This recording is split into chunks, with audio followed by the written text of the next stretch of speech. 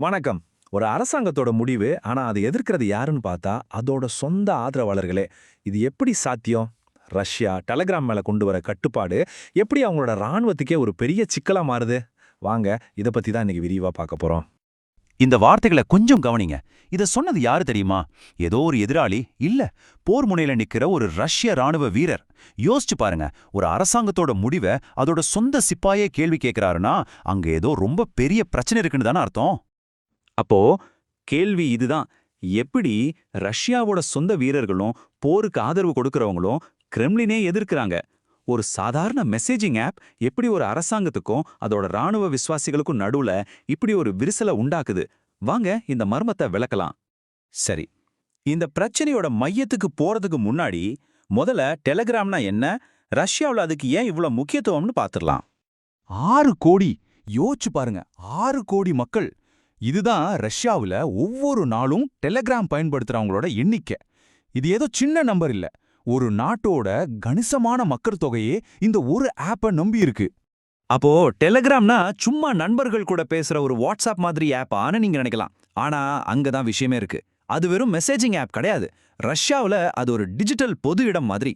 அரசாங்க அதிகாரிகள் அறிவிப்பு கொடுக்கறதுல இருந்து நியூஸ் சேனல்ஸ், போர் நடக்கிற இடத்துல இருந்து அப்டேட்ஸ் வரைக்கும் எல்லாத்துக்கும் டெலகிராம் தான். சரி, இப்போதான் கதையோட முக்கியமான திருப்பத்துக்கே வரும்.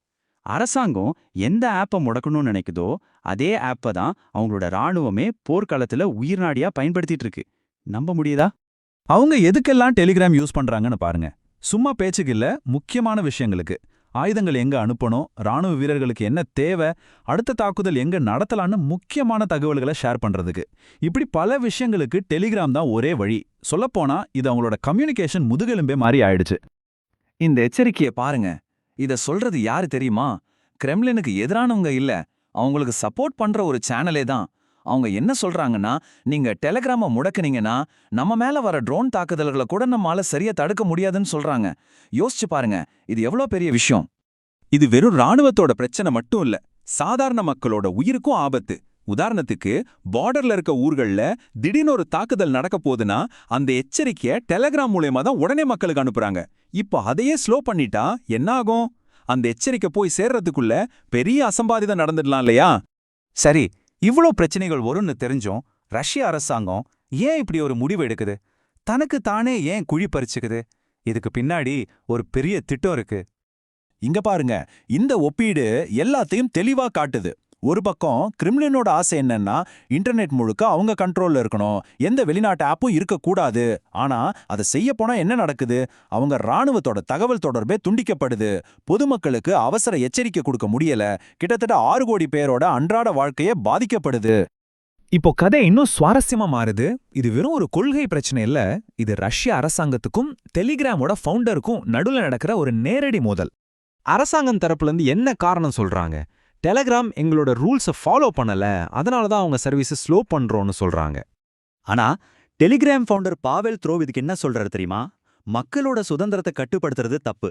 எவ்வளோ பிரஷர் வந்தாலும் சரி, பேச்சு சுதந்திரத்துக்காகவும் பிரைவசிக்காகவும் டெலிகிராம் நிக்கும்னு ரொம்ப உறுதியா சொல்லிட்டாரு.